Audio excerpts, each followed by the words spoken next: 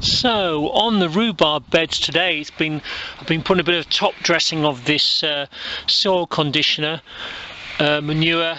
As you can see, they're just coming up now and picking their little heads up, bless them, into this raw wind on the 9th of February. It's -1 on the chill factor, and that's what the Met Office have said when I watched the Met Office vid. So the idea is to get some top dressing onto this as they're coming through. Plenty of life in them, as you can see. So got to do this one, the last one here on this side here, and some of them haven't peeked their heads up yet, but this is the bed I have my rhubarb in. Red currants, well, I pruned my red currants before Christmas, and there's been a bit of frost damage, so I've just been around with the secateurs and just nipping off the frost damage. The red currants, these did need spraying, so there's the milk and bicarb with a bit of detergent. Black currants seem a bit more hardy. These ones haven't been pruned yet, but the red currants are a little bit more delicate, so they've been pruned, and I've just been nipping out some of the frost damage today, 9th of February. And the gauge trees, this year will be the first year it's been really sort of properly heavily pruned. This one's come out, some of the leaves have burst out a bit early, and the frost damaged ones I've cut them out. This is the last year I'll try this one. If it don't work this year, I think the variety may be too early for where I am in the UK. But I've taken a couple of cuttings from it. As you can see, there's a hardwood cut in there and another hardwood cut in there, just in case it might be the rootstock, you see. The kale has been done well over the winter, so that little bed there is quite happy. And the beetroot beds always provide me with a spare beetroot. Seen a nice recipe for this with some sweet potatoes, where basically you can dip them in some vegetable oil and cook them to make your own sort of chips in the oven. The cherry trees have been all pruned. You've got to watch out for this in cherry trees, where you get the sap coming out. So I'll get the spray gun out on that. The milk and the bicarb and the detergent's going to go to work on that. The rest of the tree is looking a lot happier, being pruned out to the sky here. Ooh, blue sky. Very nice. It was viciously windy yesterday. It's cold today. I can feel it on my fingers. It's -1, as I say, in the chill. The other cherry tree, there's a Stella and there's a very Morello. This one here's got a little bit of damage there. That's been sprayed already, so I'll give that another go with a spray bottle. And pruned out. Of course the wood pigeons love these. I don't cover them myself, but you can do. You can cover them and put nets on and protect them if you want. My B&M Jonagold. Now, of all the apples I tasted last year, one of my favourites was Jonagold. This may not look much, but this will be my pride and joy if it works out. Jonagold, love them. This is what I was saying to you yesterday about the guy ropes. The wind's dropped a bit, so you can see it a bit better what I've had to do.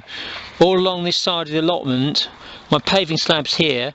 Of course, you've got to keep moving paving slabs. They're a lovely little home for ants.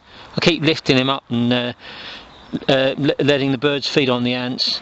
And they do overwinter. When I've turned them over, I've found ants eat, you know, they are really resourceful. Get rid of ants, don't want them on my allotment. They do eat everything, roots, etc. Right, so I've had to peg these down, put this to the posts here. This is, I don't know if you want to try it on your allotments, here's debris netting. I've tripled up and quadrupled it in places as a windbreak. It does let the wind through, it just breaks it up a bit, shelters things. One for every post just about, and down the bottom's my shelter. And the rest of the time, the rest of the things you can see, I've got squares. There's my blackberries, and there's some kale, etc. and chard. And basically the idea is keep it squares. And on there there's like a raised area there, and inside there is where I grow, so there's some fruit trees, there's some damsons.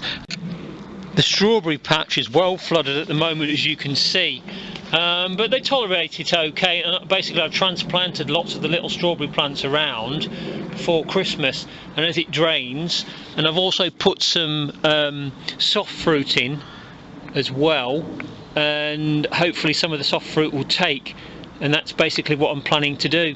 Basically just grow things like red currants and soft fruit in here along with the strawberries. And I've got a few fruit trees. We've got pear tree there, there's a plum, and there's another pear tree there on that side. And this apple, that apple there was that first one was transplanted from my garden, one of the few ones that did take, but I've been taking cuttings today, as I've mentioned to you. This little spiky beauty may not look anything now, but this is my pride and joy. It's a damson, and I grew this one from seed. So here it is now in all its glory. It's about 4 years old. I've not had anything off it, but my goodness me, you have to be patient, and once I do, I shall tell you.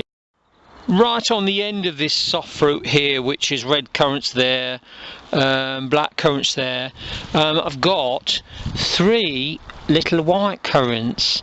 They're not as vigorous as the other soft fruits, but you know, they're there. Got them from a discount shop basically, and so there's 3 little white currants. Let's see how they get on versus the black currants and the red currants all along here.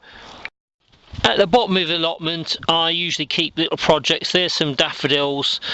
The chap before me who had the plot before me, he had loads of these. I kept some of them and divided them and put them down the bottom, and these are basically just cuttings here. You've got some gooseberry cuttings, some blackberry cuttings, and also there's a little chokeberry plant there, and other things like that. It's basically sort of projects along the back here. You know, there's a cherry tree transplant, more blackberries, and given over to the birds on the picket fence at the back. So that's where I usually see all the birdies there. Well, I have to get back to putting my manure onto the rhubarb, and then checking to see how things are getting on with securing the fences against the wind. I'll catch you all later. Well, I suppose that's about it then. It's freezing cold on a Friday. Not many people down here today, but grab the sunshine while you can.